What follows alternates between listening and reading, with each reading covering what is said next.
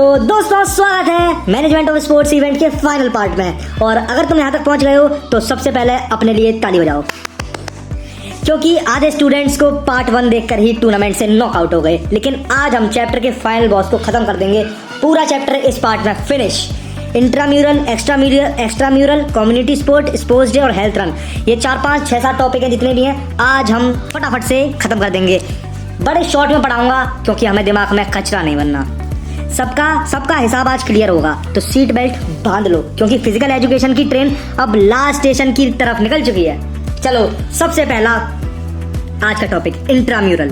सबसे पहले intramural words को तोड़ते हैं। इंट्रा का मतलब विद इन, यानी अंदर। इंट्राम्यूरल कंपटीशन का मतलब क्या होता है? स्कूल के अंदर होने वाले कंपटीशन, जैसे red house versus blue house, green house versus yellow house, same school same students बस डिफरेंट हाउसेस, यानी इंट्राम्यूरल।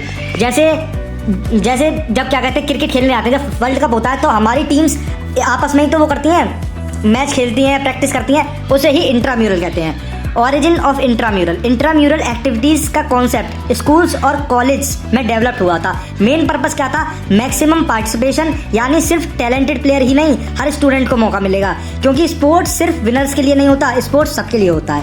अब हम पढ़ते हैं इसके सिग्निफिकेंस ऑफ इंट्राम्यूरल्स। अब सवाल है, स्कूल वाले इतना इंट्राम्यूरल क्यों करवाते हैं? क्योंकि ये मैक्सिमम पार्टिसिपेशन बढ़ाता है, हेल्थ को इंप्रूव करता है, डिसिप्लिन डेवलप करता है, लीडर क्वालिटी डेवलप करता है, टीम स्पिरिट इंप्रूव करती है, कॉपरेशन डेवलप होता है और स्पोर्ट्समैनशिप डेवलप करता है, हिडन टैलेंट को आइडेंटिफाई करने में मदद करता है। सिंपल लैंग्वेज में बताऊं, इंट्राम्यूरल स्कूल का टैलेंट स्कैनर है। अब हम इसके ऑब्जेक्टिव्स पढ़ते हैं। अब एग्जाम का फेवरेट सेक्शन है ऑब्जेक्टिव्स, इसे ध्यान से सुनना। इसलिए इसमें 9 ऑब्जेक्टिव हैं, मैं आपको सारे ऑब्जेक्टिव बताऊंगा। एवरी स्टूडेंट्स, हर एक स्टूडेंट को पार्टिसिपेशन और अपॉर्चुनिटी मिलती है। लीडरशिप क्वालिटीज डेवलप होती हैं। कॉपरेशन डेवलप होता है। रिक्रिएशन प्रोवाइड करता है। ये स्पोर्ट्समैनशिप डेवलप करता है। डिफरेंट गेम्स और स्किल सिखाता है। ऑर्गेनाइजिंग कंपटीशन का एक्सपीरियंस देता है। टैलेंटेड स्पोर्ट्स पर्सन को आइडेंटिफाई करता है और लास्ट पर्सनैलिटी डेवलप करता है। ये सारे इसके ऑब्जेक्टिव हैं, इन्हें याद रख लेना। अगर ये सारे आ जाए तो इनके अंदर का तो आप बना के लिख ही दोगे। अब हम इसके पढ़ते हैं एक्टिविटीज ऑफ इंट्राम्यूरल कंपटीशन। अब इंट्राम्यूरल में क्या क्या होता है? पहला, मेजर गेम्स। इसके मेजर गेम्स कौन कौन से होते हैं? Football, kabaddi, cricket, basketball, volleyball और खो खो। सेकंड पार्ट इसका माइनर गेम्स कौन कौन से होते हैं? शॉर्ट और सिंपल गेम्स, जिन्हें ज्यादा रिसोर्स नहीं चाहिए, वो गेम्स इसके माइनर गेम्स होते हैं। थर्ड, रिदमिक्स, म्यूजिक के साथ movement. PT exercise, dance based activities. इसका फोर्थ पार्ट है क्रिएटिव एक्टिविटीज, मतलब yoga display, culture performance, creative sports activities. इसका फिफ्थ पॉइंट है बच्चों कॉम्बैटिव एक्टिविटीज, यानी रेसलिंग, जूडो, बॉक्सिंग, टाइक्वांडो, यानी फाइट वाले स्पोर्ट्स, लेकिन कंट्रोल्ड फाइट, क्लासरूम वाली नहीं कि साड़े दिया तेरे मुक्का, वो वाली नहीं। सॉरी बच्चों, थोड़ा लैंग्वेज पे कुछ मत कहना। अब इसी तरह जैसे इंट्राम्यूरल होता है, तो इसी तरह जब हर चीज है, जैसे अच्छाई है, बुराई है, काला है, गोरा है, इसी तरीके से इंट्राम्यूरल है तो एक्स्ट्राम्यूरल भी है। अब आते हैं इंट्राम्यूरल के बड़े भाई पर, एक्स्ट्राम्यूरल। एक्स्ट्रा मतलब बाहर, यानी स्कूल के बाहर होने वाली competition. Example, inter school competition, inter college competition, district tournament और state tournaments. Significance of extramural क्या होते हैं? एक्स्ट्राम्यूरल क्यों इंपॉर्टेंट है? इसके 5 मेजर पॉइंट हैं, ध्यान से सुनना, लिखते रहना। स्कूल को अपनी स्पोर्ट्स कैपेबिलिटी दिखाने का मौका मिलता है। स्पोर्ट्स परफॉर्मेंस का स्टैंडर्ड इंप्रूव होता है। न्यू स्पोर्ट्स टेक्निक सीखने को मिलती हैं और फिजिकल एजुकेशन प्रोग्राम्स बेटर बनते हैं। और लास्ट पॉइंट है पार्टिसिपेशन ऑफ अपॉर्चुनिटी बढ़ती है। ये इसके 5 मेजर पॉइंट है, ध्यान से सुन लेना और इन्हें लिखते रहना। अब इसके हम जैसे ऑब्जेक्टिव उसके भी थे तो इसके भी हैं, इसके थोड़े से कम है, इसके भी 5 ऑब्जेक्टिव है। स्पोर्ट्स स्टैंडर्ड इंप्रूव करना, सेकंड स्टूडेंट्स को इनरिचिंग एक्सपीरियंस देना, स्पोर्ट्समैनशिप और फ्रेटर्निटी डेवलप करना, स्पोर्ट्स का बेस ब्रॉडन करना, न्यू रूल्स और एडवांस टेक्निक की नॉलेज देना। ये इसके 5 मेन ऑब्जेक्टिव्स हैं, इन्हें याद कर लो, इन्हें समझ लो, याद कुछ मत रटो, बस समझ लो और बस अपने आप ही लिख दोगे। तुम तो 12th क्लास में हो, इतना तो आता होगा, अपने आप लिख दोगे। अब हम आते हैं कम्युनिटी स्पोर्ट्स पर। Community sports, meaning of community sports क्या होता है? कम्युनिटी मतलब एक ग्रुप ऑफ पीपल जो एक एरिया में रहते हैं और कॉमन इंटरेस्ट शेयर करते हैं। इसका मतलब सिंपल सा मतलब है, इसका मतलब होता है कम्युनिटी स्पोर्ट्स। कम्युनिटी स्पोर्ट्स के बेनिफिट्स क्या क्या होते हैं? Help in improving physical health, help in improving mental and emotional health, help in improving social health, help in learning to overcome challenges. इसका 5th है play a vital role in reducing crime rates. इसका 6th point, इसमें थोड़े 10-11 point हैं, थोड़े से ज़्यादा point हैं, पर आप 5 या 6 पॉइंट याद कर लेना, आपको इजी पड़ेगा, इतने नंबर का आएगा, आराम से कराएगा। मैं तो सारे पॉइंट पढ़ाता हूँ, सारे पॉइंट बता देता हूँ आपको। Help in building stronger community, provide social benefit, help in making connection, help in developing a sense of belonging. और 10th पॉइंट है इसका help in economic condition.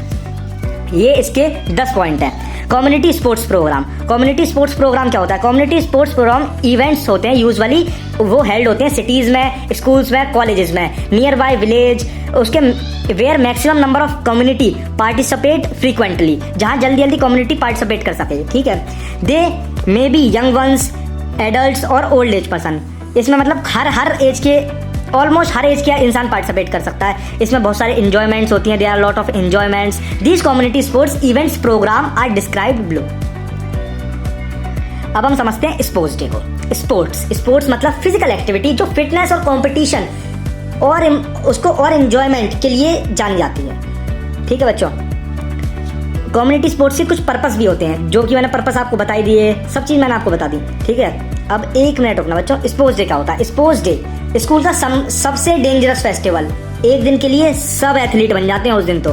Procedure of organising sports day, इसके total 6 steps होते हैं। मैं आपको 6 के 6 steps प्यार से समझाता हूँ। स्टेप 1, स्पोर्ट्स डे की डेट फिक्स करो, जो कि आपका प्रिंसिपल या वाइस प्रिंसिपल या पीटी टीचर देखता होगा यूजुअली। इसका स्टेप 2 क्या होता है? वेन्यू सेलेक्ट करो, अपना स्कूल का ग्राउंड ही। वेन्यू साढ़े ऐसे बोलते हैं कि बताना भाई कहाँ का वो अपना स्कूल का ग्राउंड। सॉरी बच्चों, ये थोड़ी सी मिस लैंग्वेज मेरे अंदर से निकल आती है, तो उसे माइंड मत करना।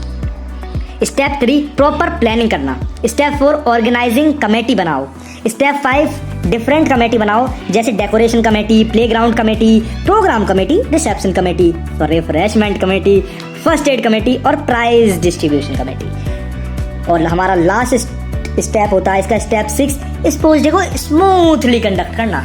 ये इसके 6 स्टेप होते हैं। अगर आए तो लिख देना, ना आए तो मत लिखना, वैसे भी इतना आता तो है नहीं है, मेरे पेपरों में तो आता नहीं था। अब हमारा नेक्स्ट टॉपिक है हेल्थ रन। हेल्थ अवेयरनेस के लिए ऑर्गेनाइज की जाती है। मेन गोल इसका होता है फिटनेस को प्रमोट करना। इसके मेजर 7 पॉइंट्स होते हैं। इसका 7 मतलब ऑब्जेक्टिव्स होते हैं कि हेल्थ रन के फायदे क्या होते हैं। इसके फायदे 7 फायदे, मेजर फायदे होते हैं। Avoid tension, make sure that your arms, shoulder, neck, finger are relaxed. Second इसका पॉइंट है your breathing should be rhythmic and deep. Third point है इसका don't bend your body from the hip level, run softly and your slides should be normal, your arms should be swing equally. All इसका 6th point है always consume adequate amount of fluid before and after the run, especially in heat. 7th इसका point है consult a doctor. Consult करो आप एक doctor को, मतलब अगर आप रोज एक्सरसाइज नहीं करते, अगर आपको दिक्कत आ गई तो आप डॉक्टर को कंसल्ट कर सकते हो, अगर आप 60 साल से ज़्यादा के हो, मतलब थोड़े ओल्ड एज लोगों के लिए, ठीक है। ये इसके 7 ऑब्जेक्टिव्स हैं। अब हमारा नेक्स्ट टॉपिक है रन फॉर फन। नाम ही काफ़ी है कंपटीशन के लिए, एंजॉयमेंट के लिए रखा जाता है। Run for specific cause. Run अब हमारे 2 ही बचे हैं बस, रन फॉर स्पेसिफिक कॉज और रन फॉर यूनिटी। मैं बड़े प्यार से शॉर्ट में समझाऊंगा, बहुत बड़ी थ्योरी लिख रखी है उसमें, तो क्या कहते हैं बुक में, तो बड़े प्यार से और आसान तरीके से समझाता हूँ। रन फॉर स्पेसिफिक कॉज क्या होता है? किसी भी स्पेसिफिक कॉज के सपोर्ट में, जैसे कैंसर अवेयरनेस, एनवायरमेंट अवेयरनेस और blood donation awareness. Simple. Run for unity क्या होता है? नेशनल इंटीग्रेशन और यूनिटी प्रमोट करने के लिए ऑर्गेनाइज की जाती है रन फॉर यूनिटी। बस यहीं पे हमारा चैप्टर होता है समाप्त। 12-13 मिनट की ये वीडियो है। टोटल वीडियो की ड्यूरेशन को 26 या 30 मिनट होगी तीनों की। आपने तीनों देखी, अगर आप यहाँ तक पहुँच गए तो मतलब तीनों देख ही लिए। कुछ नहीं करना, रिलैक्स हो जाओ, कल जाके बस पेपर दे दो। अगर कल नहीं है 1 महीने बाद, जब भी है आराम से पेपर दे दो, क्योंकि आधे बच्चे तो 1 दिन पहले देखते हैं ना, तो मैं उस हिसाब से बता रहा हूँ। अब हमेशा एक बार ग्रैंड रिवीजन कर, अब इसका हम ग्रैंड रिवीजन कर लेते हैं जल्दी। आज हमने क्या क्या कवर किया? Intramural, origin, significance, objective, activities, extramural, significance, objective, community sports, benefit of community sports, sports day का procedure, health run, run for fun, run for specific cause और रन फॉर यूनिटी। यहीं पर हमारा चैप्टर होता है समाप्त। और दोस्तों इसी के साथ management of sports event chapter officially complete हो चुका है।